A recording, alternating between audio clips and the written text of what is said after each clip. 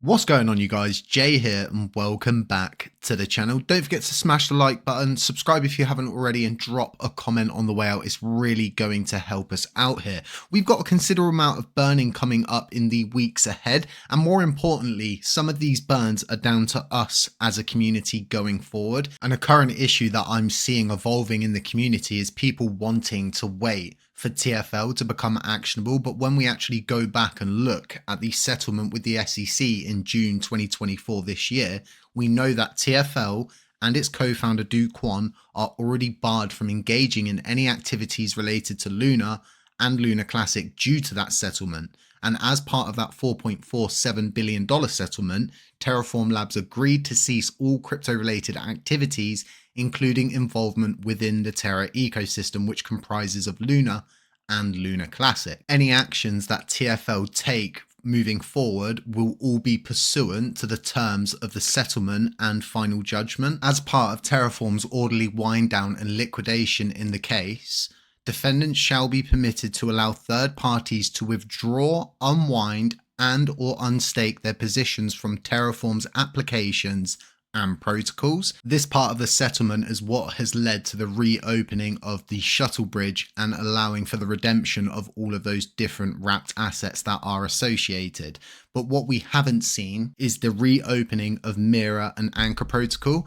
And what we need to understand going forward with Mirror and Anchor Protocol is the inherent risk that they provide. Both Anchor and Mirror Protocol played key roles in the collapse of Luna and the Terra ecosystem. Anchor's promise of an unsustainable 20% yield on UST deposits attracted a massive influx of capital, but when UST depegged, it triggered a chain reaction that destabilized the ecosystem. Mirror Protocol, which allowed for the creation of synthetic assets on Terra, further fueled demand for UST, amplifying the risks. Together, these protocols contributed to Terra's collapse when its algorithmic stablecoin model failed. And this was all outlined in the court documents, and it is some of the most chilling evidence that was put forward, which is really what netted TFL in the end for the SEC.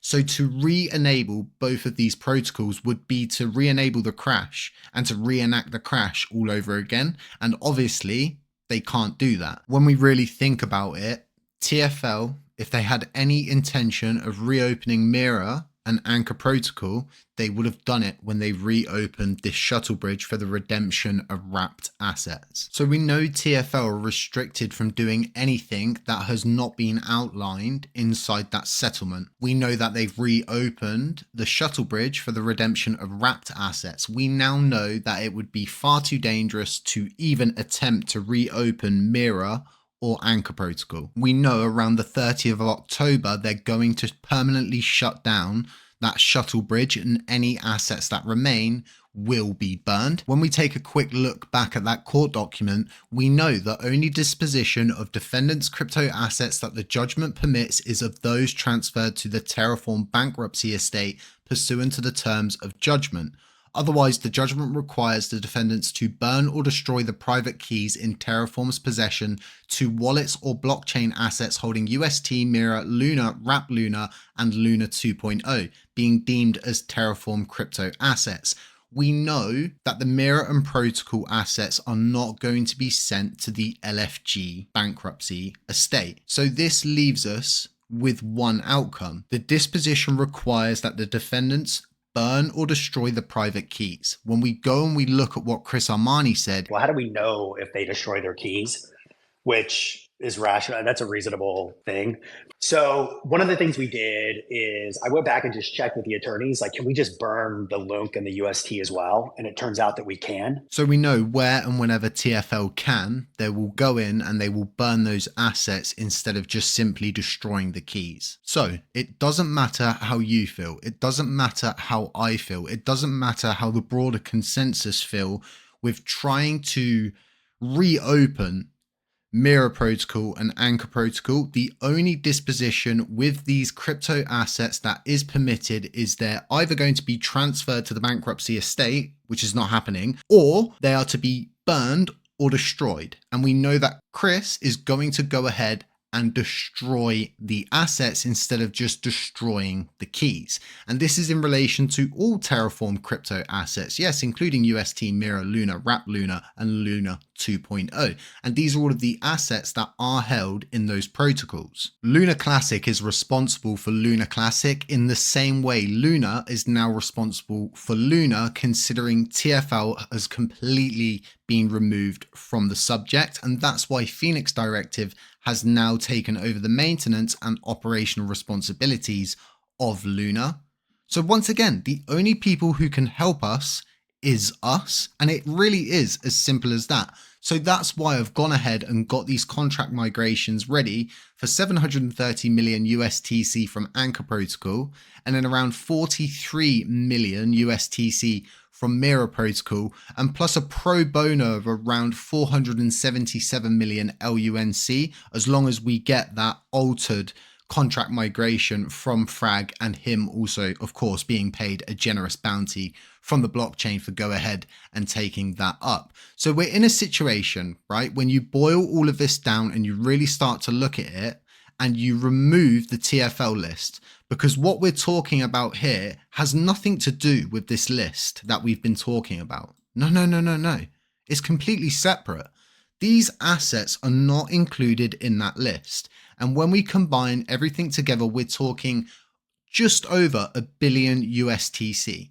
And then we're talking 276 billion LUNC. This is over $250 billion coins that could possibly burn.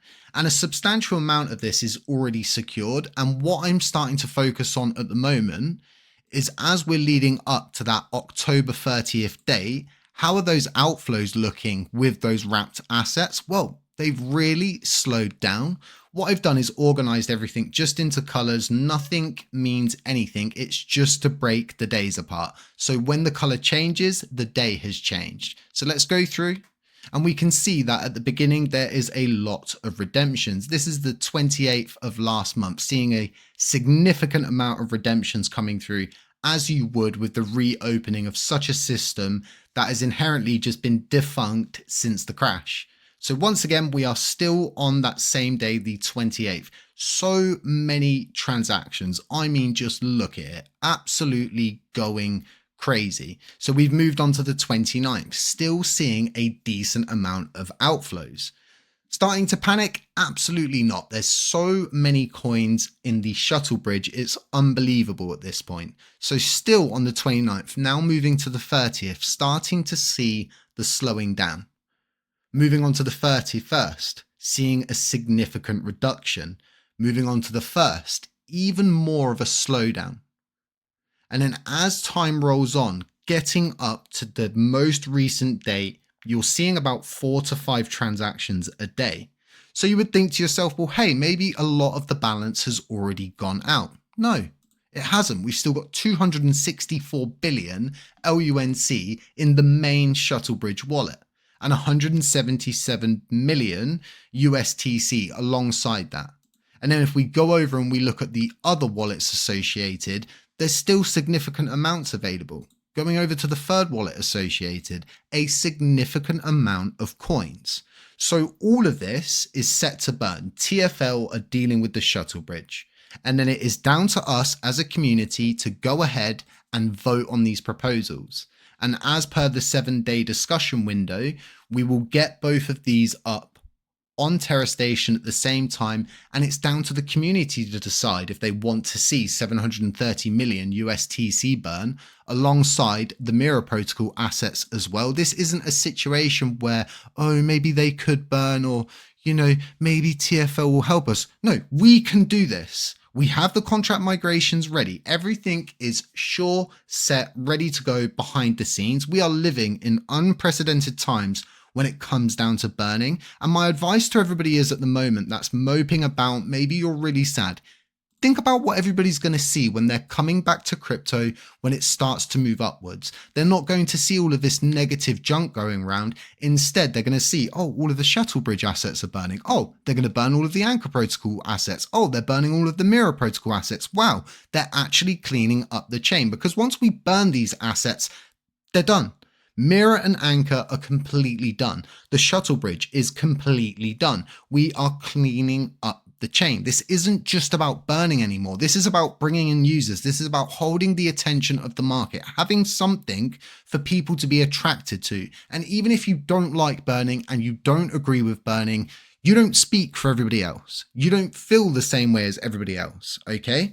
We really need to get ourselves in gear. We are the only people that can make a difference on this blockchain in the same way that Luna are now responsible, and they are the only people who can make a difference over on their blockchain. I hope this is got everything down into a timeline where you can simply go, okay, here's the evidence, here's the actionable, this is what's happening next, this is the timeline, and this is what we got to do. This isn't a me thing, this is an everyone thing. As you may have noticed, I'm working very diligently to go through all of these court documents, and what I'm breaking down currently now is everything that surrounds the settlement in regards to those LFG funds and what is supposed to happen with them.